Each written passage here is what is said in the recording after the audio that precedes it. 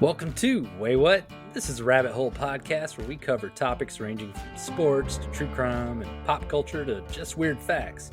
Really, it's just a couple of guys taking turns to present weird topics to each other. We publish episodes on Tuesdays and sometimes on Fridays.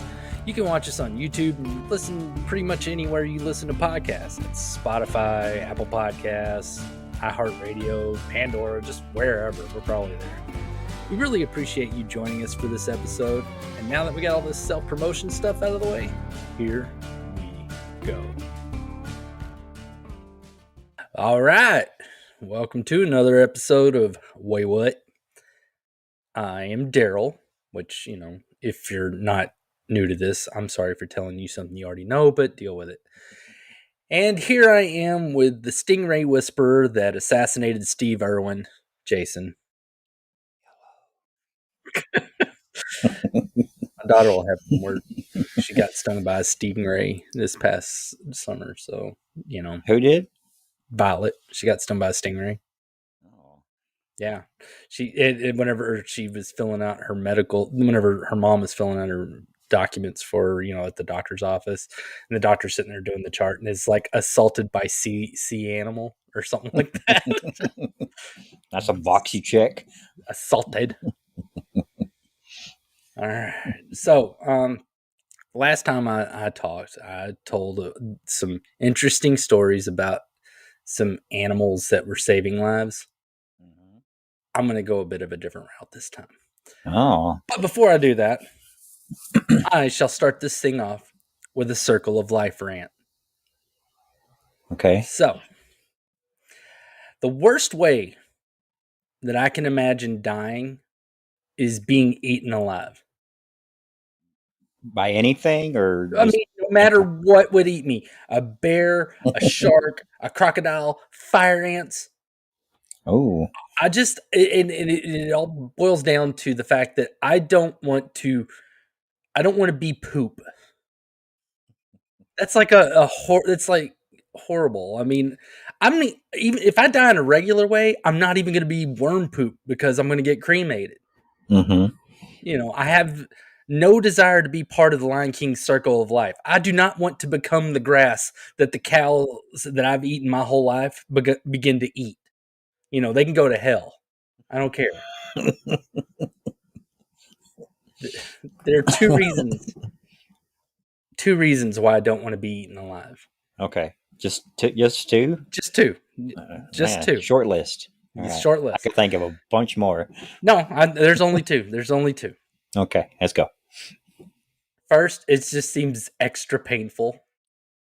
Yeah, well, it depends where they start eating you at. No, it doesn't. No matter what, it's painful. We don't have animals like Godzilla that can just swallow you like a pill. Mm-hmm. Any animals that eat you are going to have to chew on you.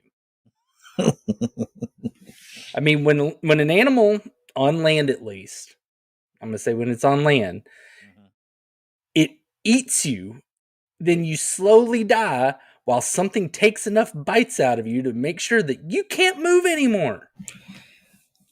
Yeah, that'd be pretty traumatic. That's pretty bad. Doesn't necessarily mean you're going to be dead. You just can't move. If you're lucky, you're dead. Yeah, and all the attacking that leads up to it, you're not just going to lay there and take it. You're going to be fighting for your life. I mean, I wasn't that long ago. I was reading a story. I'm trying to think if I have this in a show. Why the hell was I reading this? You're on the paper. I don't remember what I was reading. I'm kind of afraid to say. It's like, what if it has to do with an episode? No. Anyways, the lady's being attacked by a bear, and while it's biting her head, she could hear it spitting her teeth out. Oh, I may have read something about that too. Yeah, gross. Ouch. No. So that's reason number one. It'll hurt a lot. Yeah, lots of pain. Yeah. Now, the second reason is not only is it physically painful, but it's insulting. Now, I doubt that. There. Yeah, I doubt that someone initially attacked by a polar bear or a tiger is thinking about becoming poop at first. Eventually, I figured with the blood loss or after getting your spine bitten in half, then you're just stuck there getting eaten while you die. It could be a handful of seconds or minutes, but it's time to sit there and ponder your situation. And I know that if it's me, I'm going to think about the fact that I'm about to be a pile of shit instead of a gnarly skeleton. Well, I have a question about your little scenario. What happens if you're fighting this bear or tiger and then it kills you before it eats you? Is that different? Like if you're No, fighting and it takes a swipe and kills you and then it I, eats you. no, I still don't want to be eaten. Okay. Yeah, because I mean, like it's not just that you die horribly, but I mean, say you know that you're about to get eaten by something, even if it's gonna swipe at you or something, it's gonna break my spirit, and that's just mean.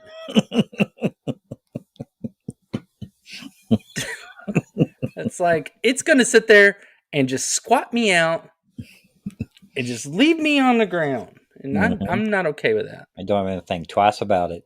Yeah, I mean, believe me, I understand that no one wants to be eaten alive, but I felt it was necessary just to kind of air this out. And if Just one in of our case there was confusion.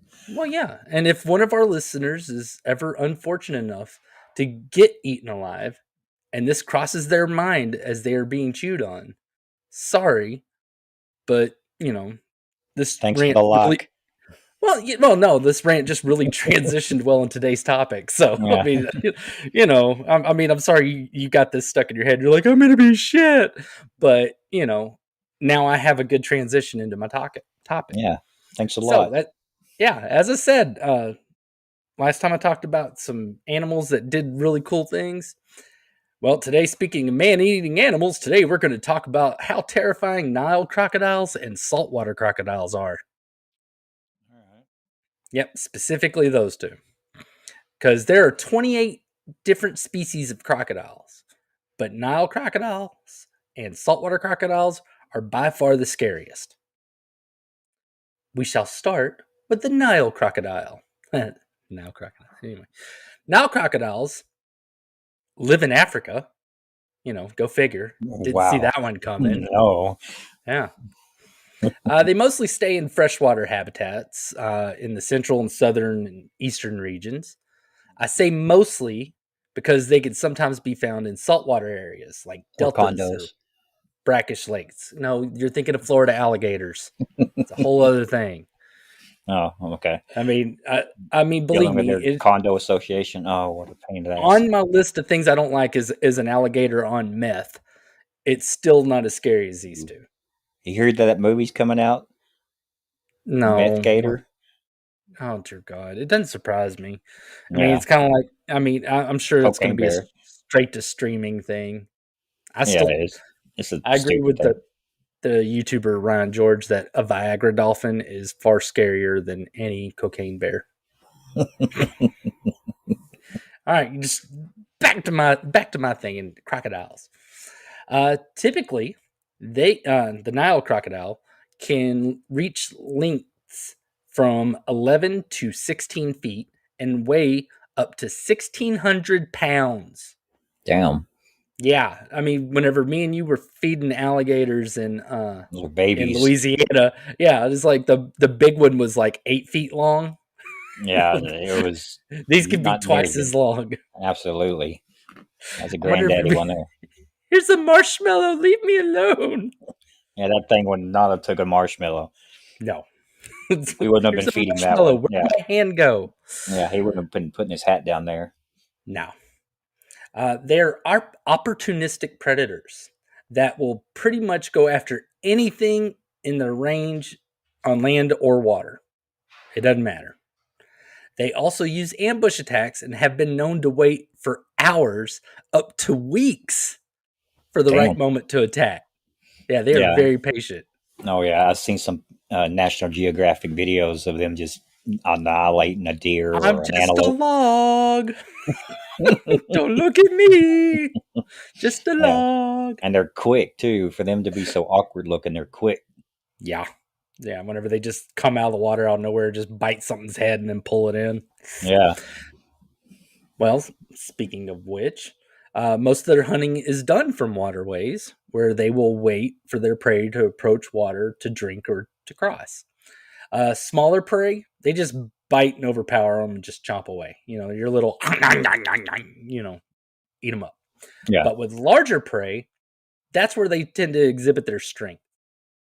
Using their tremendous bite force, they will pull and force the animal into water where they will drown them. Get them on the home turf. Yep. If they're on land when they catch a big critter, they will just whip their head around and tear their prey in a way that causes them to lose blood with a worsening wound. They'll just sit there and just rip them up until they're just going to bleed out. Oh, until like they be get opening tired. a bag of chips, trying to get the damn thing open. Yeah. Or they'll team up. And when one crocodile will bite into it, and as soon as it's holding it still, all the others will take the opportunity to bite into it, and they just rip it to pieces, just right then and there. Wow, I didn't know they shared. They don't have very big stomachs. I mean, this is one of the craziest things about them. They'll sit there and kill something big, but they don't need to eat a lot. And so that's why a lot of times, you can find remains, but they'll tend to put, like drag it off somewhere, and then they'll just come back and keep taking bites out of it over time. Yeah, they shouldn't have supersized it. I get it. All right. With that being said, with Nile crocodiles, humans are on the menu. Mm-hmm.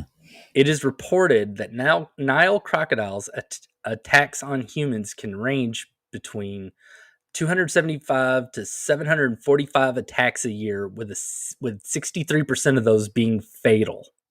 Damn. Yeah, so more, it's a coin flip that's not in your favor that you're going to survive. I mean, do you really want to? It's like, yeah, it only took like both my arms, but now I just brush my teeth by wiggling my head back and forth on a toothbrush that's stuck to my sink. But I'm happy. These attacks, are these just attacks on the Nile River? Yeah, well, that's where they live. Well, not necessarily just in the Nile River, but okay, in waters that are near it. They're the Nile crocodile, that species specifically. Now, these are reported attacks because it's believed that many still go unreported. Yeah, you can't report yourself. You've just been eaten. Yeah, if your crocodile poops somewhere, you can't really report these things. Especially, like whenever you're either doing something you're not supposed to be doing or somewhere where you're not supposed to be, Yeah. The Nile crocodile is responsible for more attacks on humans than any other species of crocodiles. And it's not because they are the most aggressive. People are close. And as I said earlier, they are opportunistic predators. They eat people because they have more opportunities to eat people than any other crocodiles do. I mean, a lot of people on that river. If you look at Africa, like all the settlements, they're next to water. They have to be. They don't exactly have the infrastructure to move that water somewhere else. So, hey, they're making lemon out of lemonade. What? I didn't say that, right? No, you didn't. We'll move on. Now that we've gone over the fact that Nile crocodiles are big, scary people eaters, let's talk about one particularly big Nile crocodile. Gustav is a Nile crocodile that is said to have killed as many as 300 people. Holy crap. Yeah. No one is sure because at this point he's more like a boogeyman of the Ruzizi River. So he might be getting credit for kills that aren't his. It's one of those things. It's like, blame it on the crocodile. There's other crocodiles there, but it's like, who wants to get taken out by like some no-name crocodile? No, you want the famous one. Absolutely. Yeah, it's like, oh yeah, my dad was killed by Charles Manson. Charles Manson didn't kill anybody. Oh, but whatever, that kind of thing. Yeah. So no one can say what his exact size is. It is said that he could be up to 20 feet long, which is about 4 feet longer than the high end of the average length, and weighs a literal ton. So 2,000 pounds. So heavier. Through his size, it indicates he should be about 100 years old. However, him still having his teeth say that he could probably be around 60 years old and still growing. Man, he's just a baby. Well, middle-aged. He's middle-aged. He is identifiable because he has 3 bullet scars on his body and a large scar with unknown origins on his right shoulder.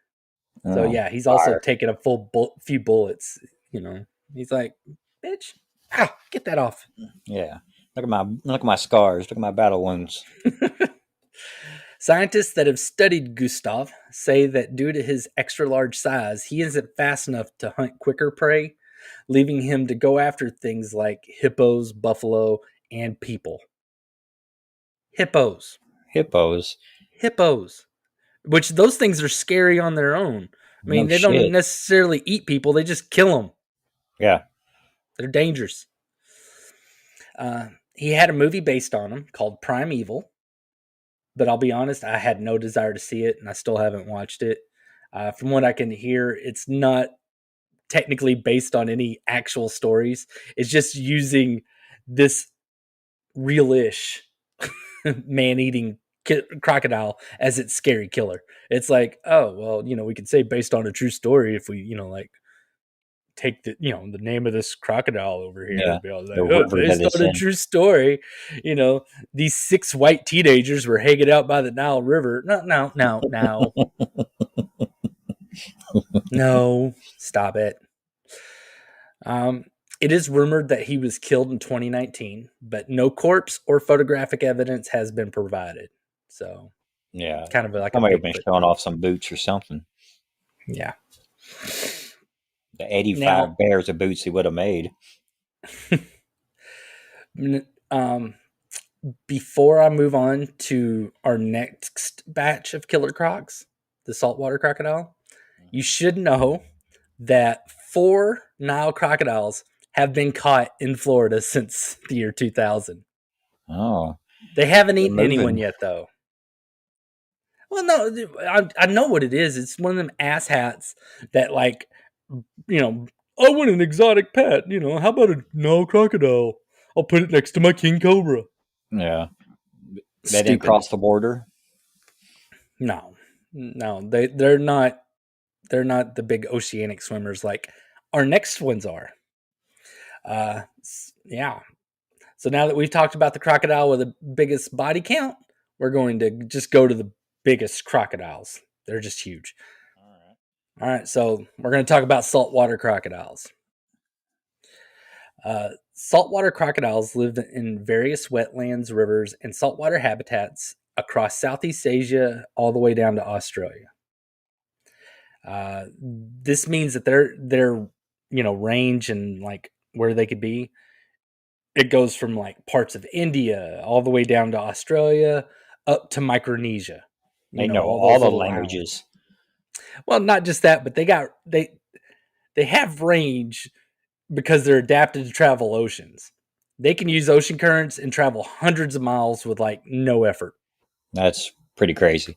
Yeah. It's like that's not good.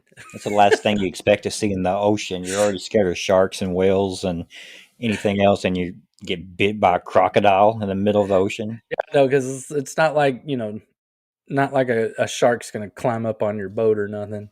Yeah, think you're in the clear. If an alligator can hop out of the water and jump on our boat in Louisiana, I imagine a crocodile can do it. Mm-hmm, mm-hmm. These are very, very big boys, and they can grow to be 20 feet long, so like the size of Gustav. Well, the length of Gustav. They dwarf him in actual mass because they can weigh up to 3,300 pounds. Damn. So it's a Gustav and a half. Just around there. Guess they got to be bigger to make those long trips, huh? Yeah, pretty much that. And think about like the stuff that they might have to fight while going in the ocean. Yeah. I mean, there's big stuff out there too. All right. Like the Nile crocodile, they are opportunistic predators. Saltwater crocodiles, however, are more aggressive and will go after pretty much anything that gets in their territory. They're very territorial. They've been known to eat kangaroos, orangutans, tigers, and sharks. How in the hell did they catch a kangaroo? When it goes to get a drink in the wrong spot. Now, the entire list of what they've been known to eat is way longer. It's just easier to say that they'll eat pretty much anything. I mean, if it moves and it's where that crocodile's like, oh, they're in my kitchen. I'm gonna take a bite. That's how they work. Now, unlike the Nile crocodile, they pretty much keep their hunting to the water. So that's awful nice of them. You don't really have to worry about, walking next to a tree and just having a crocodile take a bite out of your ass. Well, a saltwater crocodile. This leads me to the other nice part of them.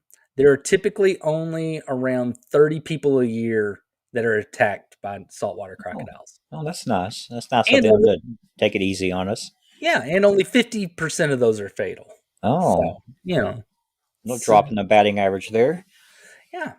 Now, some of that is because they don't have the forced proximity that Nile crocodiles have. People don't have to live next to them. Like they do in Africa. Africa, it's like, I'd move, but, where am I going to go? Saltwater crocodiles, though, they are incredibly aggressive. So as their territory is identified, it's just a matter of avoiding it. You can't really do that. They put up a sign or something? Australia has attempted to relocate saltwater crocodiles that display aggression towards people, but they almost always find their way back to the original territory. And it's like my house. So instead, they install crocodile warning signs. They have signs saying, hey, don't swim here. You're going to die. Something's going to eat you and you're going to be crocodile poop. Now, for the most part, since they don't have to share their habitat with people who need it, for day-to-day living, they don't have people as a regular food source. With that being said, it does not reduce how freaking terrifying these things are. Yeah. Being that much bigger than Gustav. Yeah, the big. I'm going to tell you a story. Okay. An American model by the name of Ginger Meadows. She went to visit Australia after seeing the movie Crocodile Dundee. Who didn't want to do that? Yeah, I mean, this is a really odd way to start this story. I mean, outside the whole drug dealer aspect of the plot, the only thing that I vividly remember, that and the knife scene, is the crocodile jump scare that they do in the movie. Girl's trying to fill up her canteen, crocodile jumps out of the water at her.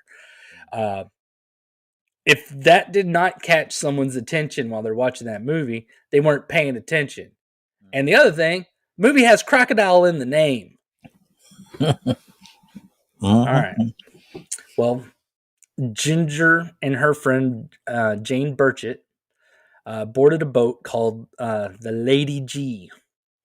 The boat arrived at Cascade Falls in northern Australia on March 29th, 1987. This area is known to be infested with saltwater crocodiles. Not inhabited, infested. Yeah, there's nothing good that's ever described with the word infested. Yeah, no, I've never heard the word infested, and we're like, oh, when are we going to visit? Yeah, my bank account is not infested with money. No. My refrigerator's not infested with food. Yeah. Yeah, it's not used in that way. The captain of the Lady G advised Ginger that she should not so much as dip her toe in the water while they're there. Much like people who investigate mysterious sounds in haunted houses, Ginger and Jane decided to go for a swim. Of course they did. Yep. As they were swimming, the captain saw a 12-foot-long saltwater crocodile going straight for him. He shouted a warning, but it was already too late. The two women were trapped beneath a waterfall in waist-deep water as the crocodile lurked just feet away. It swam at them with its mouth open, and Jane threw her shoe at it, just chucked a shoe at it. She don't have the power of the chancla. No, she didn't. But remember what we learned about alligators, and I imagine crocodiles the same. Something goes in their mouth, they clamp down. Mm-hmm. So Mm-hmm. throws a shoe at it, it clamps its mouth down on the shoe, bites down. And Ginger took that as a chance to get away, and she's like, "Peace out, Jane." Oh, they And like shoes. Get out of here. yeah, she just jumped off into the water and swimming, and she only got a few feet away whenever the crocodile bit her around her midsection and pulled her under. Damn. Jane said the crocodile lifted Ginger back out of the water and they made eye contact just before it pulled her back under. Oh my God, dang. Yeah, I know. It's like, hey, say bye. Oh. Yeah, look what I got. I got your friend. See you later. I mean, Ginger's after a while. After a while. Ginger's body was found the next day on what would have been her 25th birthday. Yuck. Yeah. It's why whenever an Australian guy says, "Hey, don't dip your toe in there," don't swim in there. Listen to what they say. Australia is the most dangerous continent in the world. I mean, I went, and if you go and you stick to the cities, it's all right. You know, the only thing you have to worry about are the really, really racist guys if you're not white. I did see more overt racism in Australia than I've ever seen here in Texas. Really? Yeah. Like I had to give like a dude a cigarette to calm him down at a 7-Eleven because he was calling the Vietnamese guy behind the counter a bad name because he wouldn't sell him cigarettes because he didn't have enough money, and I wanted him to go away and stop trying to hit the guy. So I was like, "Dude, do you need a cigarette?" And he's like, "Yes." I was like, "Here, go." And then that gave them a chance to call the cops and get that dude arrested. Wow. So yeah, real fun. I mean, that being said, I did like Australia. Of course, you know, I'm not Vietnamese, so, you know, they were all right with me. Yeah, you're pretty white. I hear that sometimes. Hey, I'm just as white. You're whiter. Maybe. No, maybe to it. Whenever I you like mayonnaise and stuff. I don't like mayonnaise. Dude, that's a pretty white thing. Whenever I used to spend every day of the summer at Wet n Wild, I would get darker than my Mexican cousin. Have you ever been darker than any of your Mexican relatives? Oh, wait. Do you have any Mexican relatives? I do. My brother-in-law. Well, I also probably got darker than my Filipino relatives. See, I am a hodgepodge of different. I'm diverse, damn it. You're whiter. You're way whiter than me. Probably. Okay, new story. Another story. Because, you know, when it comes to saltwater crocodiles, the stories are freaking horrific. On December 21st, 2003, Sean Blowers and Ashley McGuff, age 19, along with Brett Mann, age 22, were riding four-wheelers in northern Australia. They stopped at the Finniss River to wash some of the mud off of themselves. Mm-hmm. Brett was unfortunate enough to get caught by the current and started getting pulled away in the river. Ashley and Sean jumped in to grab him and started trying to lead him back to the shore. When Ashley begins screaming, "Croc, croc, croc," they all took off swimming as hard as they could for the nearby mangrove trees. You know, those trees with the big old roots that are in the water. They were swimming there as fast as they could. Sean and Ashley got to the trees and climbed them, but they couldn't find Brett. He didn't scream. He didn't splash. He was just gone. 2 minutes later, a 12.5-foot crocodile brought Brett to the surface as if showing Brett's body off to his friends, and then he swam off. Now, like I said earlier, crocodiles do not have large stomachs. Right. You know, even if they kill something big, they just eat what they need, and that's it. You know, they're done. But as I said, saltwater crocodiles are the most aggressive crocodiles. You know, they don't like it whenever you're in territory. This crocodile returned without Brett and stalked Ashley and Sean in that tree for 22 hours. Damn. He had time to go put the dead kid or the dead person in his den and then go back. Dude, are you going to get in that water to see if it's still there? Well, I thought they would see it from the land. It could be underwater. How does he keep the body underwater? I mean, it put the body somewhere else. It went under the water, swam off with the body after it showed it off. Like, look what I got. went and put it up in its little, crocodile fridge or whatever, and then came back, and had them treated like raccoons. Damn. Yeah. Eventually, they were rescued by a police helicopter and were treated for shock and exposure. So they even had to get lifted out. Brett's body was never recovered, though. So, yeah. Ugh. Crocodiles are horrifying. Yeah, a terrible way to go. Yeah. And this is going to do it for me explaining why we should all be afraid of Nile and saltwater crocodiles. But I'm not quite all the way done just yet. I picked this topic for one reason. And it was all because of a story that I heard a few years ago that I was like blown away with. And I wanted that story to be the topic. The story was about an island in the Southeast Pacific during World War II where, the Allied troops came on and on the island were fighting them. And rather than surrendering, these 500 Japanese soldiers retreat into the swamp. And it's a horrific story where all of them except 20 are ripped apart by saltwater crocodiles, where people sitting there describing hearing gunshots and people screaming off in the darkness and stuff like that. But during my research, I learned that story was complete and total bullshit. I've never in my life been so disappointed about nearly 500 people not dying.